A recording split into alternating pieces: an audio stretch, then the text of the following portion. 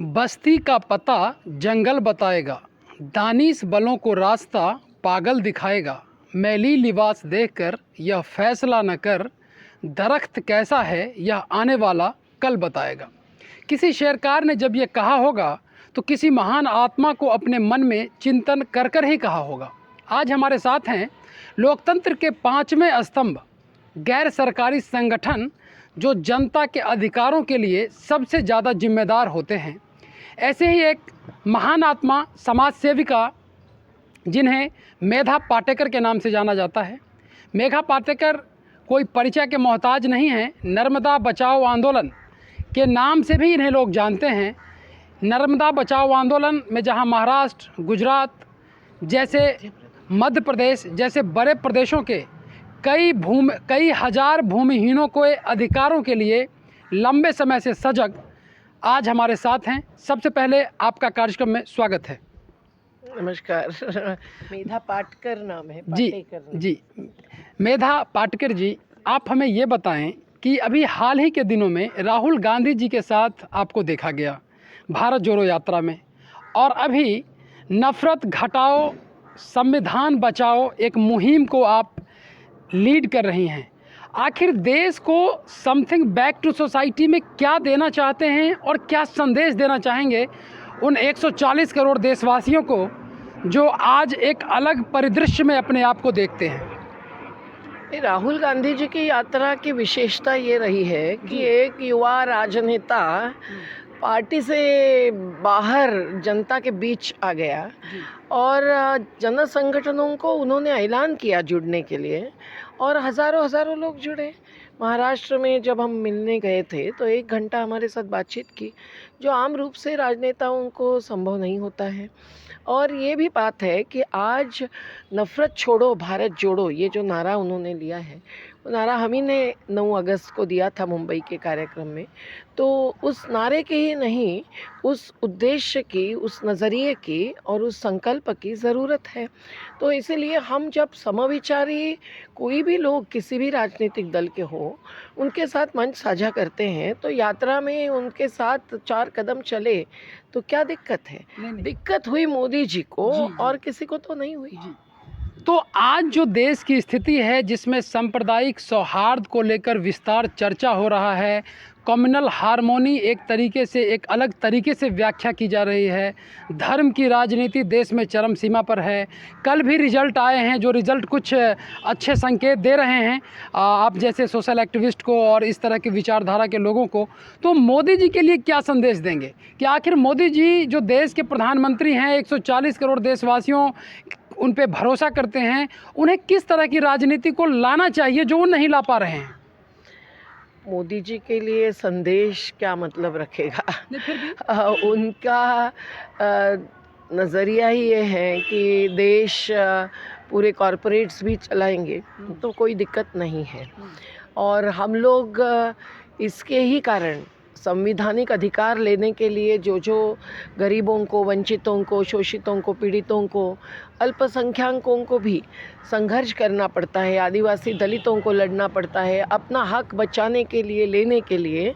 तो उनके साथ हम खड़े होते हुए देखते हैं कि नफ़रत फैलाने से हिंसा तक एक बाजू बढ़ते हैं, और दूसरे बाजू जो विभाजन होता है, जो दीवारें खड़ी होती है, उसके कारण एकजुटता के साथ जो आंदोलनकारी यानी परिवर्तनवादी, अहिंसक, सत्याग्रही ऐसा रास्ता अपनाने की ज़रूरत है, वो पूर्ति नहीं होती है।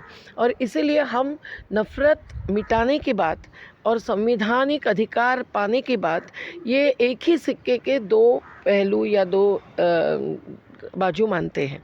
तो इसीलिए ये जो राष्ट्रीय अभियान हमने चलाया है, वो 300 जिलों तक, एक ज़िले में 75 किलोमीटर की पदयात्रा इस प्रकार से आयोजन किया गया है, और इन पदयात्राओं का काफ़ी असर आया है।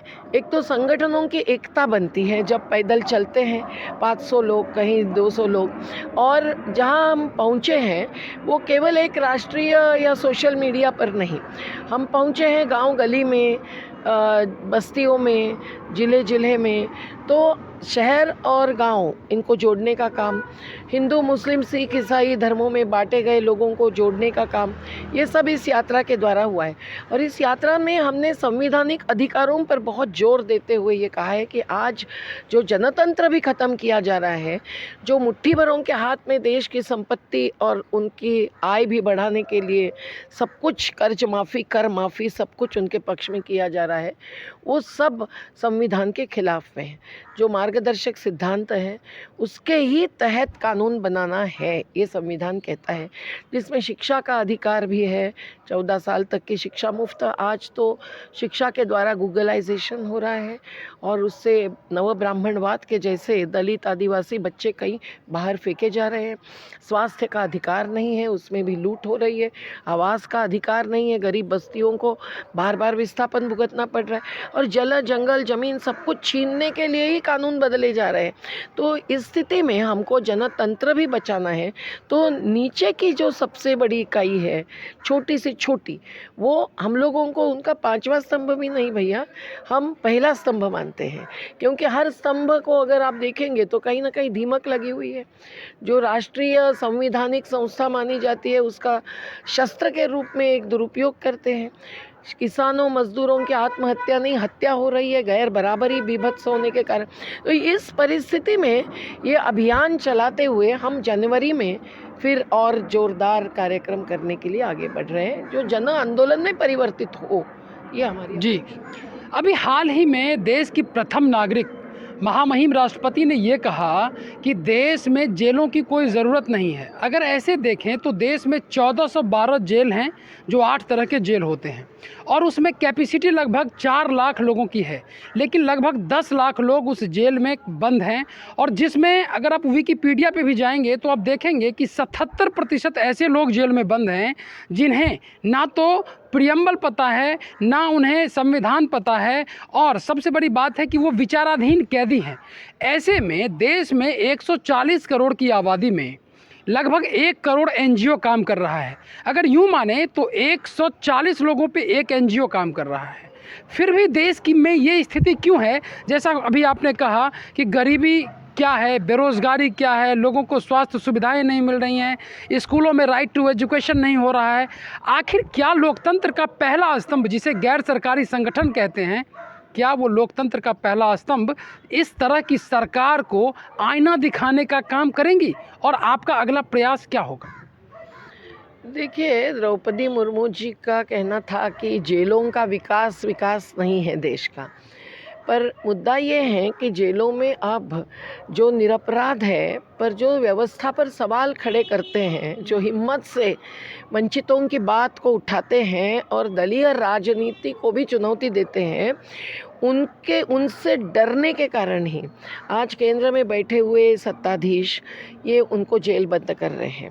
हमें गोल बंद जनता को करना नहीं चाहिए, ये उनका कहना है। और इसलिए जो संघर्ष का भी अधिकार संविधान ने दिया है उसको भी कुचला जा रहा है। और जो लोग आज भीमा कोरेगांव जैसे एक घटना के नाम पर जेल में बंद हैं, तो जो सही अपराधी है वो बाहर घूम रहे हैं, और जो अपराधी उद्योगपति पूंजीपति है उनको 68,000 करोड़ की कर्ज माफ़ी दे दी। लॉकडाउन में भी जो अलग सा पीएम केयर फंड बनाया तो वो भी प्राइवेट फंड बना दिया। बहुत सारी बातें ऐसी कर रहे हैं कि जो अर्थव्यवस्था को भी ख़त्म कर रही है। अब इसीलिए मुद्दा केवल जेल बंदी का नहीं है, मुद्दा ये पूरे गोलबंदी का है कि जिस पर जनता ने एकजुट होकर चुनौती देनी चाहिए। ऐसे सभी मुद्दों को जोड़कर हम लोगों को एक वैचारिक पृष्ठभूमि तैयार करनी चाहिए। दलीय राजनीति को हम देखते हैं कि वो भी धन बल के आधार पर चल रही है, और इसीलिए 2 चुनावों के बीच में सभी निर्णय, किसी भी पार्टी की सत्ता में सरकार हो, वो कुछ ना कुछ समझौता करती है कॉरपोरेट्स के साथ, पूंजीपतियों के। हम ये नहीं कहते कि हमें उद्योग नहीं चाहिए, हमें औद्योगिकरण नहीं चाहिए, लेकिन रोजगार बढ़ाने वाला उद्योगीकरण और उद्योगों का विकेंद्रीकरण, जो वहाँ के संसाधनों के आधार पर वहाँ के लोगों का रोजगार भी देगा और ज़रूरतों की पूर्ति भी करेगा, ये अगर धिक्कारा जा रहा है और हर पब्लिक सेक्टर यूनिट भी ख़त्म करके बेचा जा रहा है। कल ही मैं बंगाल में चित्तरंजन लोकोमोटिव में थी, वर्ल्ड रिकॉर्ड ब्रेक करके जिन्होंने इंजन्स बनाई, वो भी अभी धीरे धीरे आउटसोर्सिंग के कारण एक असेंबलिंग यूनिट बनता जा रहा है।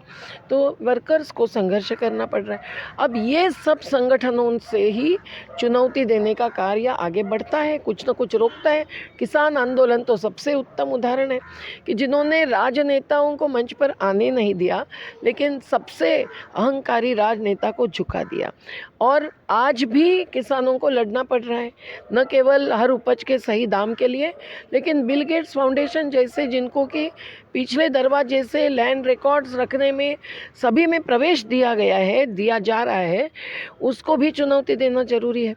तो हम लोगों को ये सब प्रकार की एक आर्थिक और सामाजिक सुरक्षा हर नागरिक को मिले, ऐसे संविधानिक दायरे में नीतियाँ और कानून की ज़रूरत है। तो हम लोगों को कानूनी और मैदानी दोनों प्रकार की लड़ाई लड़नी पड़ेगी। हम न्यायपालिका को ध्वस्त नहीं कर सकते, नकार नहीं कर सकते। हमको दलीय राजनीति को भी अस्पृश्य मानकर तो नहीं चलेगा। हम लोग आज मनी, मशीन, मीडिया, माफिया सबका उपयोग करके जो दलीय राजनीति में सत्ता में आते हैं, उसके सामने एक विरोधी दल की भी भूमिका जब नहीं निभाई जाती है और निभाने दी नहीं जाती है, क्योंकि प्रश्नोत्तर का अवकाश भी संसद में ख़त्म किया है, तो जन आंदोलन की राजनीति ही और सशक्त करने की ज़रूरत है। इसलिए हम लोग अलग अलग कार्यक्रमों से समन्वय करते हैं और समन्वय की तरफ से आवाज़ उठाते हैं। जब रथ यात्रा और अयोध्या में ध्वंसता हुई और उसी समय ग्लोबलाइजेशन, लिबरलाइजेशन की पॉलिसी लाई गई थी, तो हम लोगों ने जन आंदोलनों का राष्ट्रीय समन्वय बनाया, जिसके ये दो आधार थे, खिलाफत के, और तीसरा आधार था वैकल्पिक विकास का। तो वैकल्पिक विकास का चित्र सही तकनीक के द्वारा, सही प्रक्रिया के द्वारा, सही संरचना के द्वारा उभर सकता है। तो इसलिए हम लोगों को संघर्ष के साथ निर्माण के द्वारा हमारे मन में विकल्प क्या है ये भी साबित करना पड़ता है। तो संघर्ष और निर्माण दोनों पथ पर साथ साथ चलते ही, जैसे 37 साल से हमने नर्मदा घाटी में संघर्ष किया, जो आज भी जारी है। हम पर भी बहुत झूठे आरोप लगाना, जांच करवाना, ये सब होता ही रहता है। आप पर तो जानलेवा हमला भी हुआ है कई बार। हाँ, वो हमला करने वाले तो 2 विधायक बन गए होंगे शायद, क्योंकि वो तो उम्मीदवार थे गुजरात में, और एक तो दिल्ली के लेफ्टिनेंट गवर्नर बन गए हैं। अच्छा, जो दिल्ली के वर्तमान एलजी हैं, उनका भी हमले में हाथ था। मेरी क्रिमिनल केस जबकि अहमदाबाद कोर्ट में जारी है, साकेत कोर्ट में जारी है, और फिर भी उनको लेफ्टिनेंट गवर्नर इसी मुद्दे पर बना दिया कि उन्होंने मुझे व्यक्तिगत और आंदोलन को बदनाम कर दिया और एक प्रकार से दबा दिया, जबकि ऐसा कुछ भी नज़र नहीं आता है। लेकिन उनके जो भ्रष्टाचार आम आदमी पार्टी ने निकाले थे, अब वो जाने, हमारे पास तो कोई उसकी डिटेल्स नहीं है, लेकिन उन्होंने कोर्ट के ऑर्डर से उसका प्रचार प्रसार रुकवा दिया है। पर हमारे केस को तो वो रोक नहीं सकते हैं। सरकार ही थी मोदी जी की, और उसी समय के पुलिस कमिश्नर्स ने 40 विटनेसेस होते हुए कि ये फैटल अटैक था, वो केस दाखिल की है। तो वो तो नहीं हटा सकते हैं। उसकी जांच, उसकी क्रॉस केवल मेरी ही चल रही है।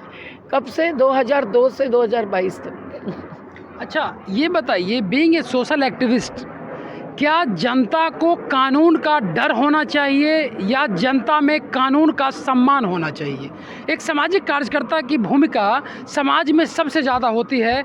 यूँ कह लें तो राजनीतिक पार्टी के लोगों को राजनीतिक कार्यकर्ता माना जाता है, लेकिन सामाजिक कार्यकर्ता को सही मायने में समाज सेवक माना जाता है। तो बीइंग एक समाज सेवक, आप लोगों को क्या संदेश देंगे कि जनता में कानून का डर होना चाहिए या जनता में कानून का सम्मान होना चाहिए, एक जिम्मेदार नागरिक होने के नाते? कानून का डर क्यों? कानून के साथ कैसे पेश आना, कैसे डील करना, ये जन आंदोलन को तय करना पड़ता है और जनता के बीच में जागरण करना पड़ता है। एक तो कानून क्या है ये भी नहीं पता होता है, संविधान क्या है ये भी लोग नहीं जानते हैं। तो हमने तो अभी ऐसे पर्चे बनाए हैं कि जिसमें संविधान के 30 मुद्दे मैंने चुनकर डाले हैं, गवर्नेंस संबंधी मुद्दे छोड़कर, बाकी अधिकारों के मुद्दे कि आज़ादी किस किस चीज़ की संविधान ने दी है, बुनियादी बुनियादी ज़रूरत पूर्ति के लिए राज्य को कैसे जिम्मेदार पकड़ा है और गैर बराबरी के बदले में समता और न्याय की बात किस प्रकार से मार्गदर्शक सिद्धांतों में झलकी है। तो ये सब जन जागरण का काम तो हमारा है ही, पर साथ साथ आज जबकि कानून बनाना, थोपना या वापस करना या बदलना, संशोधन करना, ये सब लॉकडाउन में कैसे हुआ ये हम सब देख ही रहे हैं। 3 कानून किसानों के खिलाफ कॉरपोरेट्स के पक्ष में बनाए गए और थोपे गए, तो किसानों को 715 की शहादत देकर उसको लौटाना पड़ा। कितना बड़ा और जीवटता से आंदोलन चलाना पड़ा, वो भी दिल्ली को घेर कर, डेरा डालकर, जिसमें महिलाओं का भी बड़ा योगदान रहा। दूसरी बात है कि हम लोगों ने देखा कि लॉकडाउन में 20 घंटे में 21 संशोधन हुए, जिसमें शिक्षा संबंधी कानून में भी हुआ, जिसमें सुरक्षा रक्षा मंत्रालय के कानून में भी हुआ, और जो इन्होंने नई नई योजनाएं लाई हैं अभी की आज की स्थिति में, जब बेरोजगारी चोटी पर है, जब महंगाई चोटी पर है, तब अग्निपथ जैसी योजना हो या अन्य कुछ योजनाएं जिसमें ये बता रहे हैं कि हम लोग ये फ्री देंगे, वो फ्री देंगे, लेकिन वो इलेक्शन के समय की रेवड़ी के रूप में ही इस्तेमाल कर रहे हैं। वो बिजली जैसे कानून को बदल रहे हैं क्योंकि कॉरपोरेट्स को सुविधाएं चाहिए। तो आज वो अंतर्राष्ट्रीय कर्जे में देश को डुबाकर आत्मनिर्भरता की घोषणा के बावजूद जो कानून बदल रहे हैं वो भी उद्योगपतियों के, पूंजीपतियों के पक्ष में बदल रहे हैं। तो ऐसी स्थिति में हमको गांधी जी के आंदोलन को याद करना पड़ता है। असहकार, गैर कानूनी निर्णयों को तोड़ना, जिसमें कानून को तोड़ने की भी बात दिखाई देती है, लेकिन उसमें संविधान बचाने की बात हमारे मन में होती है और वो हमारा अधिकार है। और अगर गैर कानूनी तरीके से ये कानून बदलते हैं, वापस करते हैं, जैसे 29 श्रम कानून वापस किए हैं, तो हम लोग एक श्रमिक संगठन के पदाधिकारी होते हुए लड़ेंगे कैसे? ये भी तो एक सवाल है।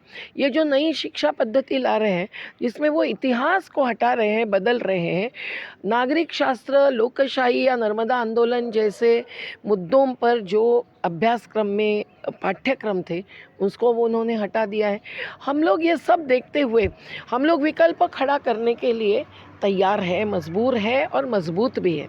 हमारी जीवनशालाएं चलती है जिस पर झूठे आरोप लगाए, लेकिन 30 साल की जीवनशालाओं से हम लोगों ने 6000 आदिवासी बच्चों की टीम तैयार की। वो अगर सेना बनती है परिवर्तन में, सब नहीं बनते हैं, कई लोग सरकारी नौकरी चाहते हैं, लेकिन तो हमने एक कहीं ना कहीं ये जन जागरण ही नहीं, जन जागृति ही नहीं, जन आंदोलन के लिए एक नींव बना दी।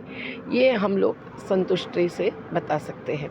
तो मुझे लगता है कि कानून के साथ साथ मैदानी संघर्ष करना और न्यायपालिका के सामने खुद खड़े रहना, जब मैंने भी शुरू किया 2007 से, हमने देखा कि बहुत ही प्रभावी अनुभव होते हैं, कुछ अच्छे कुछ बुरे। और वो जज साहब कितने खुले हैं, उनकी नज़रिया क्या है, उनके बचपन से लेकर क्या अनुभव होते हैं, इस सब पर निर्भर होता है। और उनका राजनीति से क्या जुड़ाव है ये भी महत्व का मुद्दा बनता है, जैसे उद्योगपतियों का। तो हम लोगों को न्यायपालिका के समक्ष भी एक प्रकार से संघर्षशील भूमिका लेने वाली बात करनी पड़ती है। और हमारे अधिवक्ता भी जो प्रो बोनो होते हैं, जो निस्वार्थी रूप से हमारे लिए काम करते हैं, कभी शांति भूषण जी, प्रशांत भूषण जी, संजय पारिक जी, इनके सबकी भूमिका भी इसमें महत्व की रहती है। लेकिन नियमावली बनाने का, विकास का नियोजन के तहत एक कानूनी एक फ्रेमवर्क, दायरा तय करने का काम तो ग्राम सभा और छोटी बस्ती सभा इसमें होना चाहिए। ये हमारा पहला आग्रह है। तभी जाकर देश के कानून बनने के पहले लोगों की क्या ख्वाहिशें हैं, लोगों की प्राथमिकता क्या है, बजट में हो या कानूनों में हो, ये चित्र एक स्पष्ट होगा। और उसके विरोध में जाने की हिम्मत जो वोट बैंक भी बनाना चाहते हैं, उन राजनेताओं के बीच में नहीं आ सकती। एक बहुत ही बुनियादी सवाल है कि देश में आरटीआई पे काम करने वाले लोग, राइट टू एजुकेशन पे काम करने वाले लोग पीआईएल पर काम करने वाले लोग और विभिन्न तरह के प्रोटेस्ट करने वाले लोगों को कभी नक्सल मूवमेंट से जोड़ दिया जाता है, कभी एंटी नेशनल जोड़ दिया जाता है, कभी उन पे रासुका लग जाता है, कभी राजद्रोह लग जाता है, कभी देशद्रोह लग जाता है। ओवरऑल ये गतिविधियां सिर्फ उन्हें रोकने के लिए होती हैं। तो क्या इसके लिए जुडिशियल रिफॉर्म्स के जरिए, स्पेशल राइट्स के जरिए देश में कुछ व्यापक परिवर्तन की उम्मीद करते हैं आप? देखिए, नक्सलवादियों को पूछिए कि वो हमें उनके वर्ग की बिरादरी के हिस्सा मानने को तैयार है। कभी नहीं। और अर्बन नक्सल कहते हैं, ये संकल्पना ही कितनी विचित्र है। नक्सल कभी अर्बन होते थे? वो तो दूर दराज में, रूरल में, जंगल में, आदिवासियों में काम करते थे। हम लोगों ने कभी शस्त्र हाथ में लिया है, कभी पत्थर उछाला है, कभी नहीं। तो ये तो एक रोकने के लिए बदनाम करने की साजिश होती है। और वो चुनाव के मद्देनज़र, जैसे गुजरात में भाजपा के सभी पदाधिकारियों ने इस्तेमाल किए, इतना बड़ा हमें शक्तिमान मानकर आरोप लगाया कि हम गुजरात के विकास को हमने रोका है, कच्छ के पानी को हमने रोका है। अरे कच्छ के पानी पहुंचा, अडानी के 4 पोर्ट्स में पहुंचा, वहाँ के जिंदाल और सभी कंपनियों को मिला, मुट्ठी भर शहरों को मिला, पर एक भी किसान को नहीं मिला, क्योंकि इन्होंने छोटी नहरें बनाई नहीं। कोका कोला फैक्ट्री को गुजरात में कितना पानी मिला? अहमदाबाद, बड़ौदा और गांधीनगर, 3 शहरों को पानी देने की बात ही नहीं थी मूल योजना में। सबसे पहली 40,000 करोड़ की योजना उसके लिए बनाई। लेकिन विस्थापितों के कई वसाहतों में आज भी पानी के लिए तरस रहे हैं, गुजरात के खुद के आदिवासी।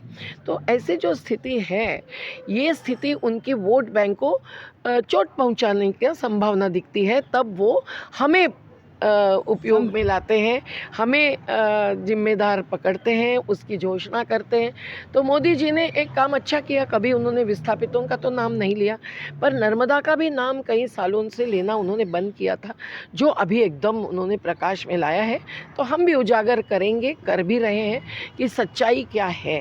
और आज भी भले उन्होंने चुनाव जीता होगा, मेरे ख्याल से कच्छ और सौराष्ट्र के लोग आगे भी चुप नहीं बैठेंगे, वो अपना हक लेके रहेंगे। यही हमारी भी इच्छा है कि उनको पहले पानी दिया जाए, और विकास के नाम पर केवल इंटरनेशनल एयरपोर्ट्स, बड़े बड़े हाईवेज और फ्लाईओवर्स, शहर की हाई राइज बिल्डिंग्स और मॉल्स और मेगा सिटीज़ और बुलेट ट्रेन्स, ये हमें मंजूर नहीं है। विकास के नाम पर सबको बुनियादी अधिकार देना, ये हमारी इच्छा है। आखिरी सवाल है आपसे। भारत को युवाओं का देश कहा जाता है। देश की कुल आबादी में 70% आबादी 35 वर्ष से कम वर्ष के युवक और युवतियों की है। अगर ऐसे देखें तो लगभग 90 करोड़ की आबादी 35 वर्ष से कम उम्र की है। सरकार द्वारा रोजगार और स्वरोजगार की क्या योजनाएं हैं?